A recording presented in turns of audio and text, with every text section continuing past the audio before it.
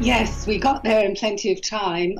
We nipped into the quiet room to drop some leaflets off, and a policeman came in quite aggressively and asked what we were doing there. We do want the quiet room to be used by patients who can relax. We don't want them questioned.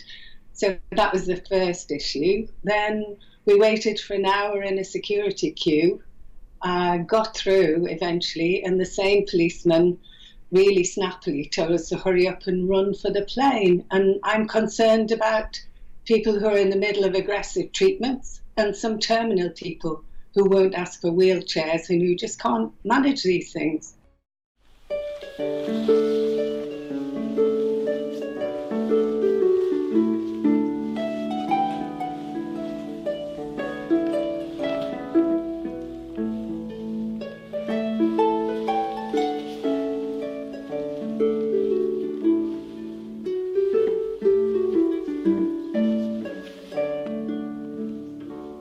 I'm the chair of this local charity called Keeill, which means Keeill is actually it's the term for a pin that connects the horse's harness to the plough. And if you actually set this Keeill up correctly, is it the Manx name? Is it? It is. It is a Manx name, and if you set it up correctly, and it ploughs the field as easy as you can make it. Yeah. So a brand new charity. Charity, that's right. Yes, and the idea is it's around about therapy. It's trying to help people who've suffered some trauma in their life, and that could be, some serious trauma, perhaps when they're a child, or perhaps when they become young adults, teenagers, etc.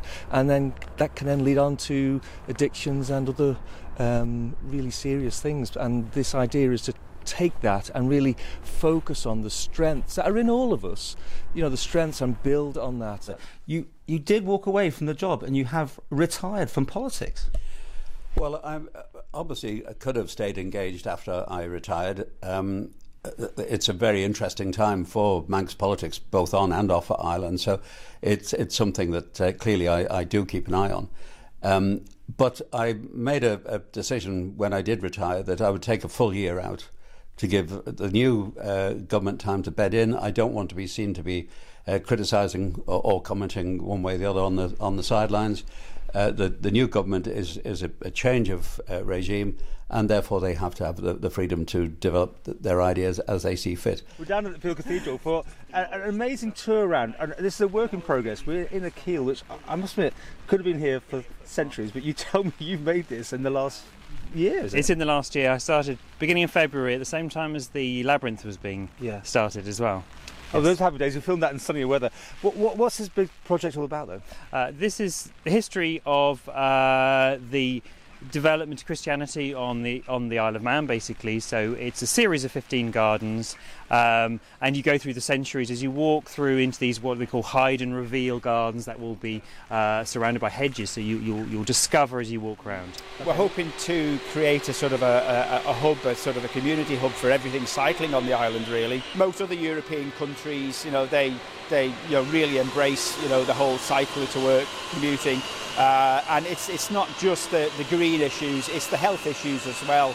It was a deep intake of breath, I think most people remember, that we saw Allan walking down Tynwald Hill in what's effectively a pair of pyjamas. I mean, that's what it is. But an absolute mind-changing moment for the Isle of Man, and this is the outfit that he was wearing. Can you remind us about what happened then? Well, basically, Allan was actually sort of demonstrating his democratic right to present a petition of grievance.